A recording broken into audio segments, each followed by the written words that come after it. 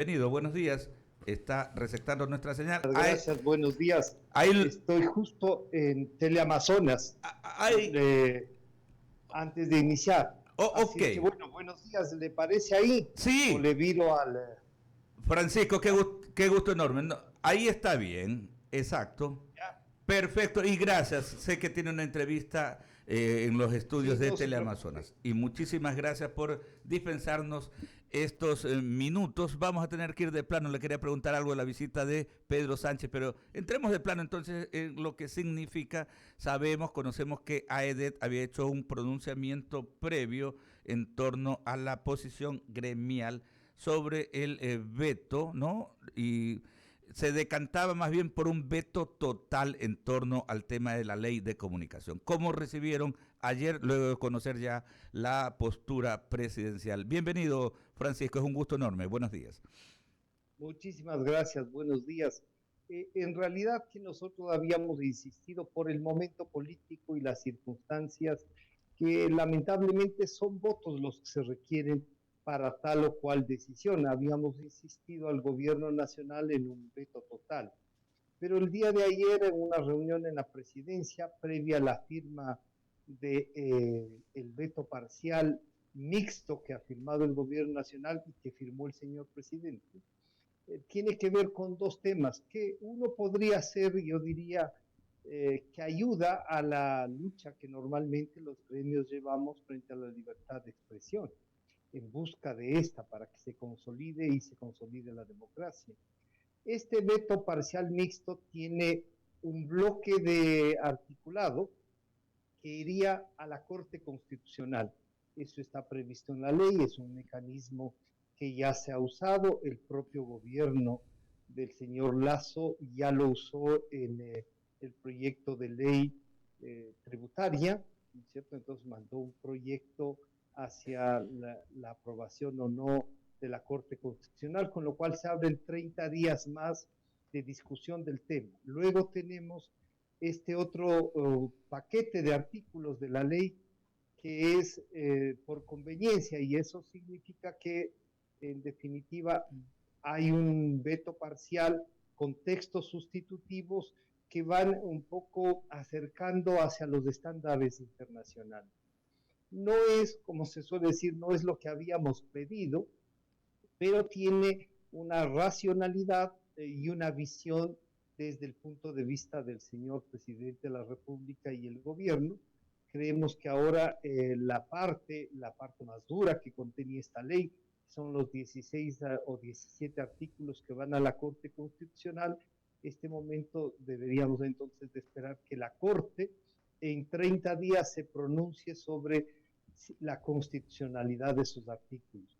Yo aspiraría que la Corte Constitucional, en virtud de los tratados y convenios internacionales, más las propias sentencias emitidas por esta Corte Constitucional sobre el diario La Hora, sobre Vistazo y sobre otros casos de libertad de expresión, ya han manifestado y hay jurisprudencia, pero también hay jurisprudencia internacional de la Corte Interamericana de Derechos Humanos. Por lo tanto, yo diría, los elementos para declarar inconstitucionales la Corte tiene. Hay una Corte Constitucional que no es obviamente la Corte Cervecera, es una Corte que está integrada por gente como Enrique Redía, el propio presidente de la Ali Corte, Lozada. la, exacto, el doctor Ali Lozada, la vicepresidenta, en fin, yo diría, eh, es una corte que nos invita a pensar que esto puede pasar. La votación en el Congreso, en cambio, o en la Asamblea, nos preocupaba porque ya al aprobar esta ley, tal como la aprobaron con el informe de minoría, le enviaba un mensaje de lo que esta nueva mayoría en la Asamblea puede hacer. Oiga, En todo Francisco, caso, creemos que... Sí, Antes de ir con Javier Segarra, que tiene otras inquietudes, ¿no? Antes de eso, solamente algo, o sea, de alguna manera nosotros tenemos una posición gremial, obviamente los comunicadores, los periodistas, quienes hacemos opinión pública, no tenemos esa posición, pero al presidente de la República a su vez le toca sopesar lo otro, lo político, y a eso es que se quiere referir usted, ¿no? La preocupación que hay en torno a la calidad de asambleísta que tiene este país, ¿no? sí, bueno, le decía que al haber aprobado el informe de minoría como ley aprobada por la Asamblea para someter al ejecute del presidente, en el trámite constitucional nos estaban enviando un mensaje de para qué quieren una ley mordaza, pero de inmediato asambleístas de UNE han actuado, por ejemplo, ya le han pedido un enjuiciamiento o un tratamiento, de abrir un proceso a Roberto Aguilar por haber opinado sobre lo que él cree de la Asamblea. Yo decía, nos van a tener que enjuiciar a todos, porque eso que Roberto describe sobre lo que piensa de la Asamblea, así piensa el 93% de los ecuatorianos. Entonces, el señor presidente, cuando enviaba el proyecto, decíamos, sí, es una ratificación de lo que él ha dicho durante todas las campañas frente a la libertad de expresión, pero también cuentan los votos. En este caso, yo diría, no creo que hay votos para ratificar lo que aprobaron. Los 92 hemos hecho gestiones, acercamientos para explicarles cuál es el fundamento de nuestras preocupaciones, y tampoco lamentablemente hay votos para allanarse, con lo cual después de los 30 días que la Corte Constitucional resuelva esto, podríamos esperar a que, digamos, el veto pase por Ministerio de la Ley. Javier. Francisco, ¿cómo le va? Buenos días, Javier Segarra le saluda, ¿cómo está? Un gusto. Qué gusto, Javier, un gusto. Bienvenido. ¿El veto total no era el camino entonces? Yo creo que era el mejor camino, porque el tema del veto total nos llevaba a plantear un debate mayor.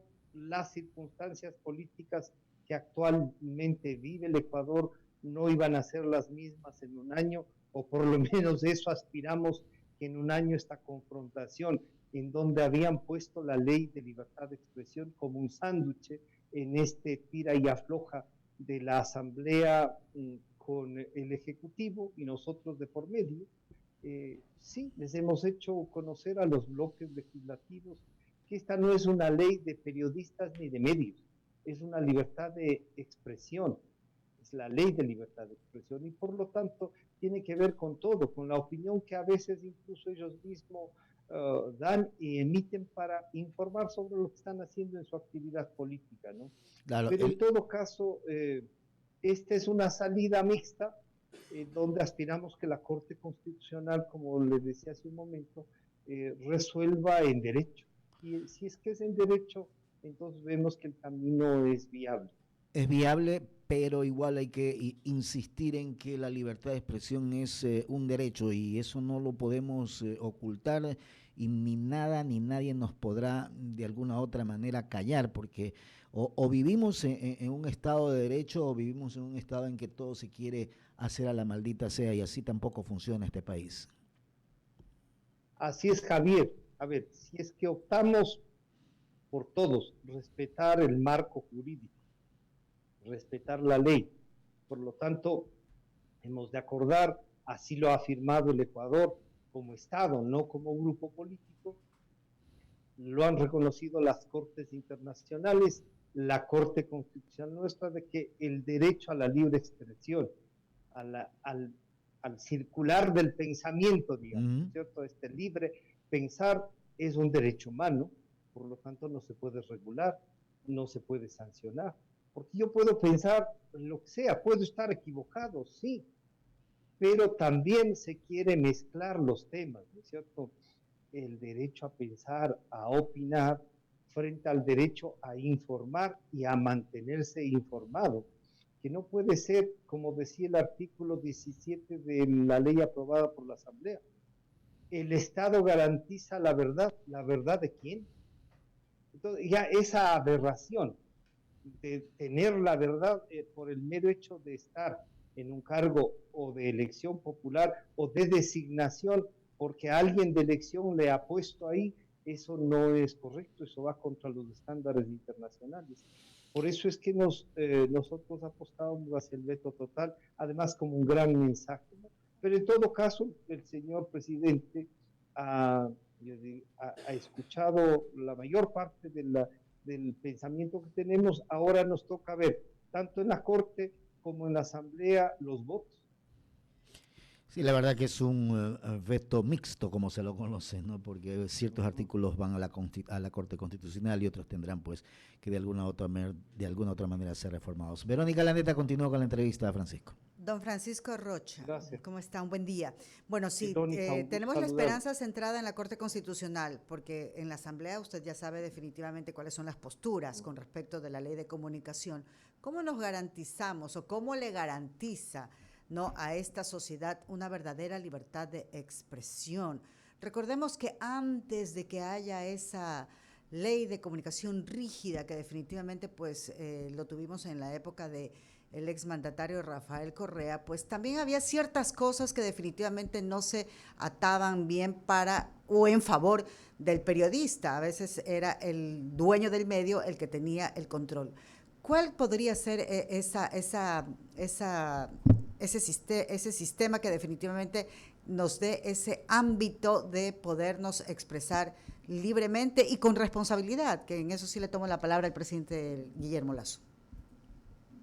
Claro, mire, Verónica, la verdad es que los periodistas y los medios siempre somos una piedra en el zapato de quien ejerce el poder y sobre todo el poder político, ¿no es cierto?